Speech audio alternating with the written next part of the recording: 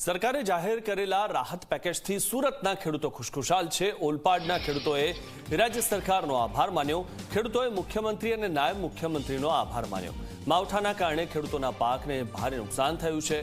રાજ્ય સરકારે રાહત પેકેજ જાહેર કરતા ખેડૂતોમાં ખુશી છવાઈ છે। राज्य सरकार द्वारा खेडूतो माटे 10,000 करोड़ना सहायनी पेकेजनी जाहेरात करवामां आवी छे त्यारे खेडूतोमां खुशीनी लहर जोवा मळी रही छे। आपनी साथे खेडूतो जोडाया छे जे रीते 10,000 करोड़ना पेकेजनी जाहेरात करवामां आवी छे, शुं कहेशो?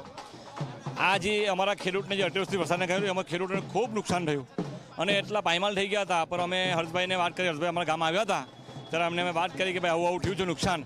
एमणे रूबरू आवी उवारा भागे अमरा खेतरमां जई અને એમણે જે નિરીક્ષણ કર્યું અને અમને કહ્યું કે અમે તમારા માટે એક સારામાં સારું પેકેજ જાહેર કરું અને અમને જે આ 10,000 કરોડનું જે પેકેજ જાહેર કર્યું એ બદલ અમે એમનો ખૂબ આભાર માનીએ છીએ। અને એમણે અમને મેં એને રજૂઆત કરેલી ડેપ્યુટી સીએમ સાહેબને કે અમારે બે સિઝનથી પાક બગડી જાય છે, તો અમારે આ ચાલુ વર્ષે પર અમને પાણી આપો તો અમારા પશુપાલન અને ખેડૂતોને જરા આર્થિક સહાય મળે।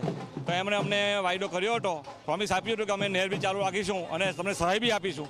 તેમણે 10,000 કરોડની સહાય આપી, એ બદલ બી એમનો આભાર। અને ચાલુ વર્ષે અમને જે પાણી આપવાના છે એ બદલ સીએમ, ડેપ્યુટી સીએમ, અમારા ધારાસભ્યશ્રી અને તમામ ઈશ્વરસિંહજી એ તમામનો અમે ખૂબ ખૂબ આભાર માનીએ છીએ।